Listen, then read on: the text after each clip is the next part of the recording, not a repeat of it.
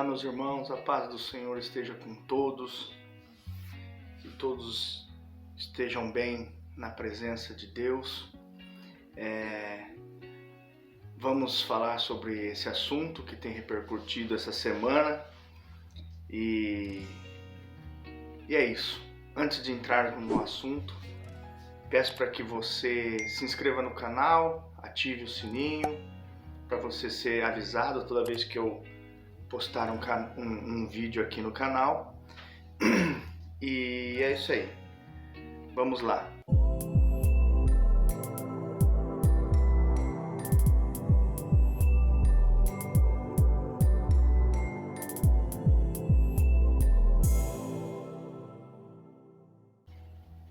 Pois bem, meus irmãos, como você viu aí na capa do vídeo, nós vamos falar sobre a tão falada e polêmica pregação do nosso irmão pastor André Valadão, que recentemente assumiu o cargo de pastor-presidente da Igreja Batista da Lagoinha, né? E eu não ia falar sobre esse assunto porque, se você olhar no meu canal aí, meus 2 últimos vídeos praticamente foram sobre essa temática, né? Mas diante de toda a repercussão que teve esse assunto, eu senti de falar algo da parte de Deus através desse assunto, né? Confesso que eu não tinha visto toda a pregação do pastor André Valadão, mas hoje eu vi ela inteira. E ele intitula, né? Deus odeia o orgulho. E ele pinta ali a cor da palavra orgulho com a cor do arco, né? Do arco-íris. E aonde hoje em dia é uma pauta, né?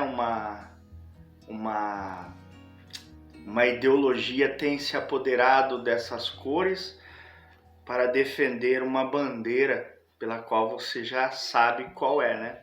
E se você quiser, eu vou deixar. Se você quiser assistir a pregação inteira, eu vou deixar na descrição do vídeo. Muito edificante. Quero já no começo do vídeo dar os meus parabéns para a forma com que o pastor André Valadão abordou esse assunto, da maneira que ele montou essa mensagem, com começo, meio, fim. Muito edificante. Então vamos lá, né? Ele fala que Deus odeia o orgulho. E ele cita, né, a passagem que está em Tiago, capítulo 4, e o versículo 6. Que diz assim, né? O capítulo 4, Tiago está falando sobre que nós devemos resistir às nossas paixões, né? Então depois, se você quiser, você leia todo o contexto. Mas o versículo-chave que ele usa é esse aqui.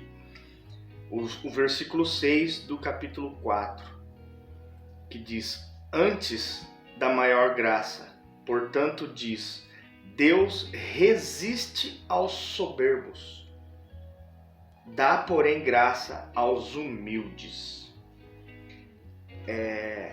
Essa aqui é a minha versão Almeida, né? Ele usa uma versão mais atualizada, onde diz, né? Deus odeia o orgulho, né? O orgulhoso. Que de fato o significado, se você der um Google aí e pesquisar sobre o que significa a palavra soberba ou soberbo, né? Significa arrogante, orgulhoso. Então, de fato, ele está falando disso, né? Que Deus resiste ao soberbo. Eu entendo desse versículo que Deus, ele é misericordioso, né? Ele perdoa os nossos pecados, as nossas transgressões. Mas se tem algo que irrita o coração de Deus, se tem algo que entristece a Deus, é a soberba. é o orgulho, é o eu do ser humano, né? O ego.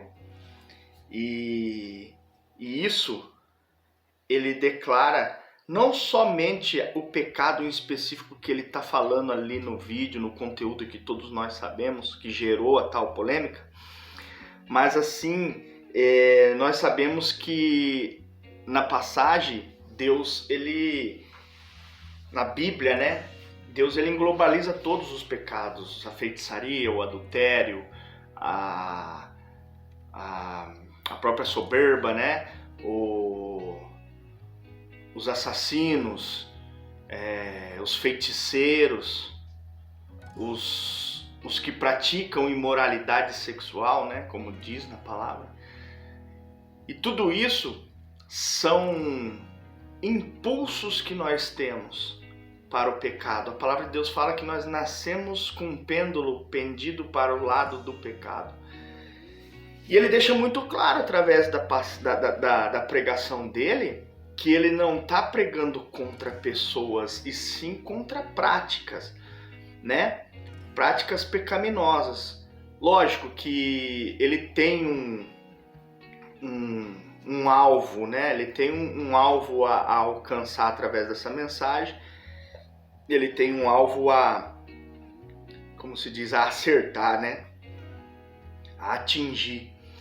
E eu não vi motivo nenhum para se gerar polêmica. Primeiro porque ele estava pregando para a igreja dele. Segundo, que ele estava pregando contra a prática do pecado. Então, e ele deixa muito claro, se você crê na Bíblia, essa palavra é para você. Porque não tem como você crer em meia Bíblia, em um pedaço da Bíblia. A Bíblia, ela é um todo, a palavra de Deus, ela é inteira, né?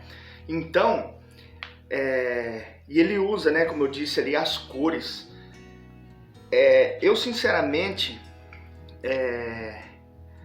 não vejo assim como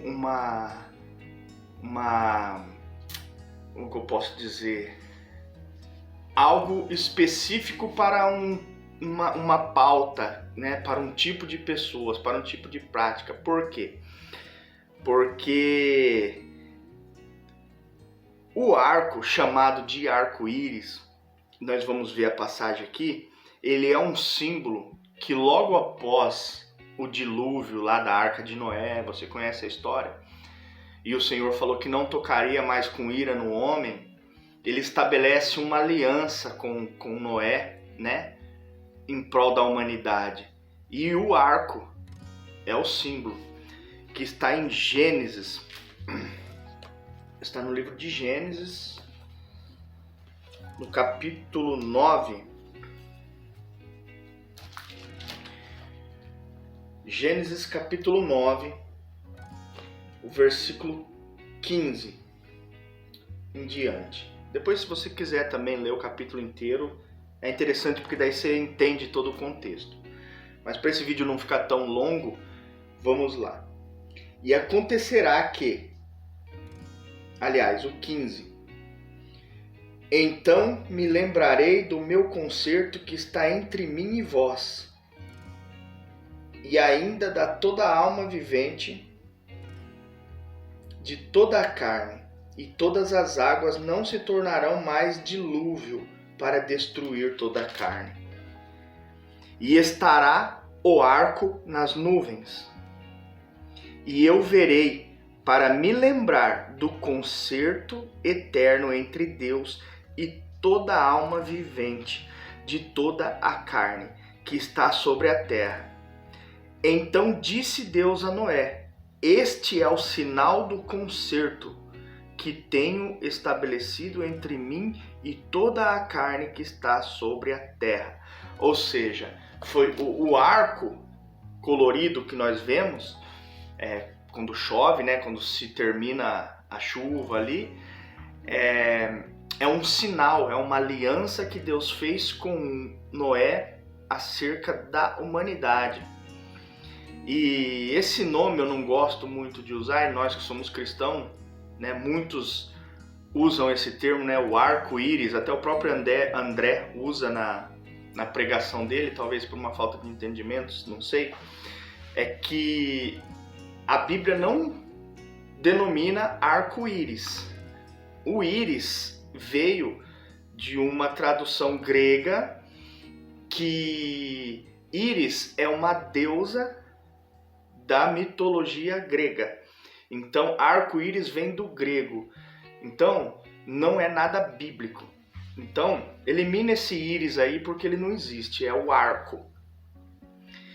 E essas cores que foram estabelecidas por Deus nesse arco, que simbolizam uma aliança de Deus com o homem, foi tomada, né, covardemente por uma pauta que vai totalmente contra os princípios de Deus, que vai totalmente contra a naturalidade das coisas de Deus, vai contra a natureza do ser humano, né, para defender práticas que Deus odeia. Porque Deus não odeia os praticantes, mas a prática em si ele odeia. Eu não vejo problema na pregação do irmão, até mesmo porque aos que me conhecem de perto sabe que, como eu já disse nos 2, 3 vídeos anteriores, que eu tenho uma filha de 20 anos que vive um relacionamento homo, né? E isso não me faz deixar de ser o pai dela e muito menos faz deixar de ser minha filha. Ela tem o pensamento dela, ela tem as convicções dela e isso é uma coisa que vai ser julgada na vida dela entre ela e Deus, né?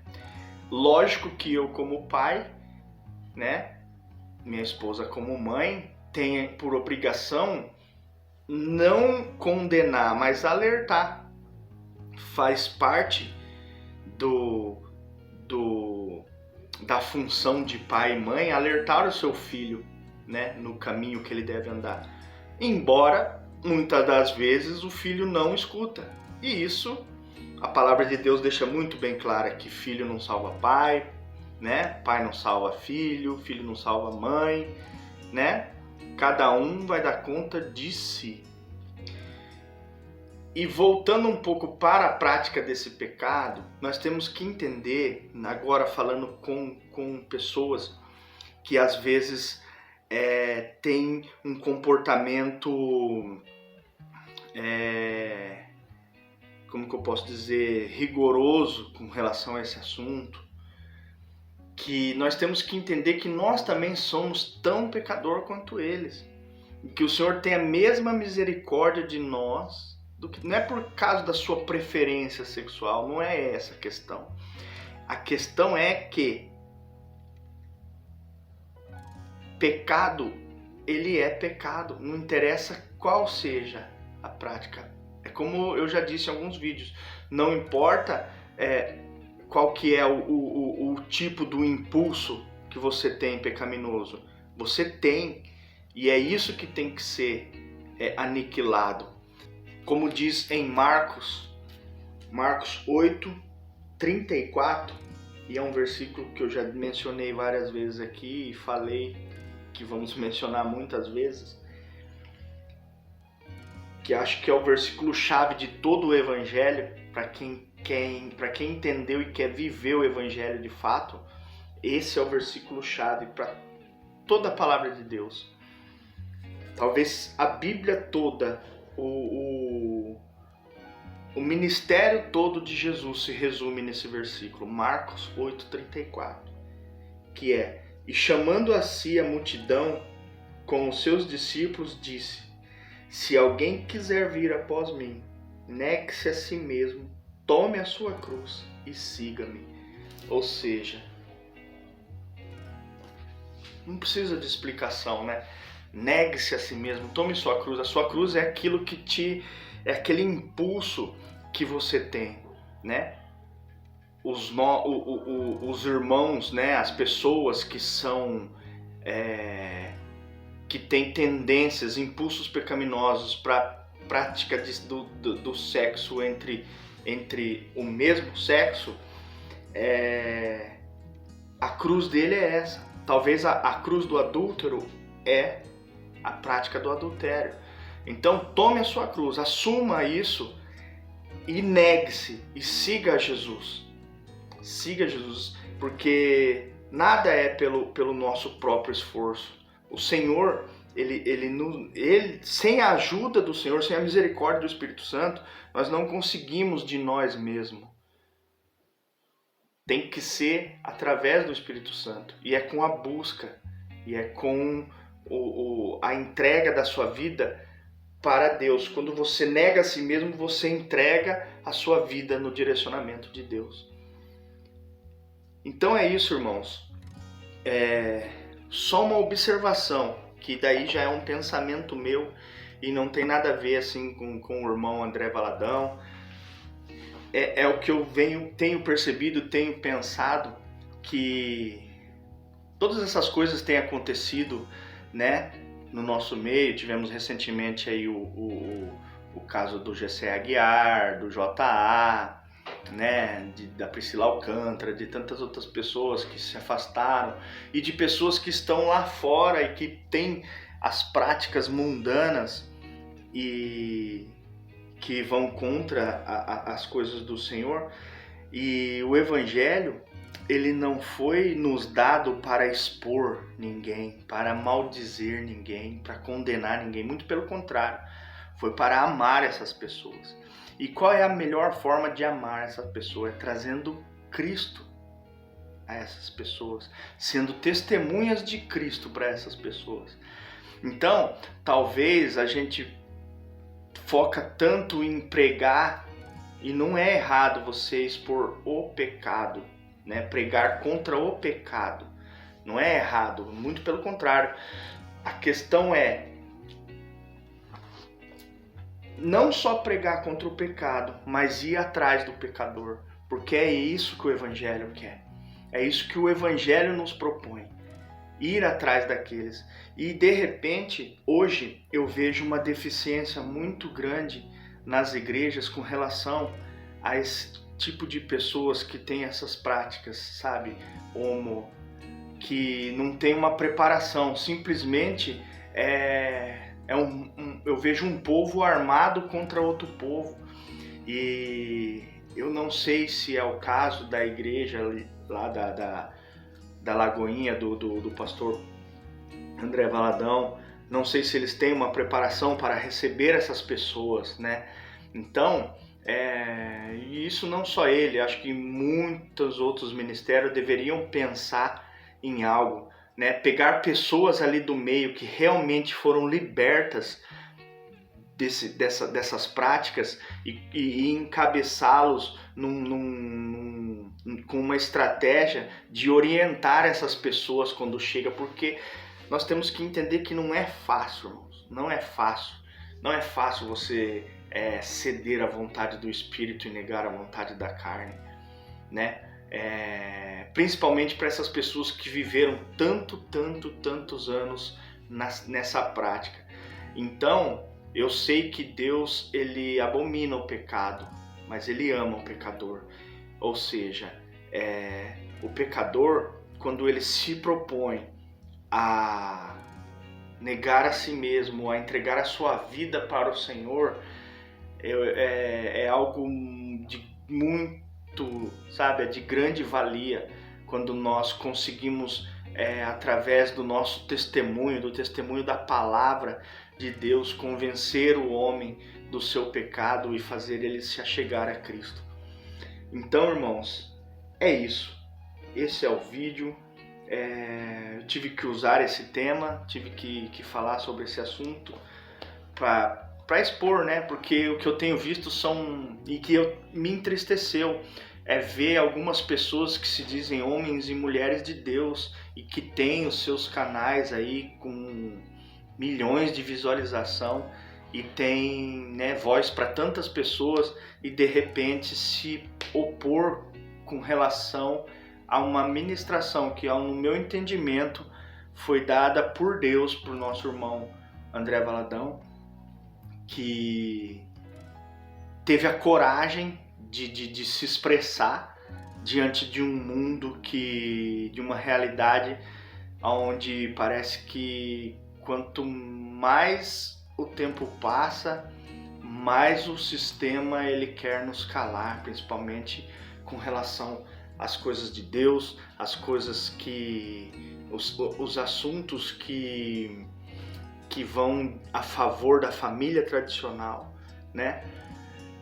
Mais uma vez eu quero deixar claro, assim como eu deixei na descrição desse vídeo, que esse vídeo não é para expor ninguém,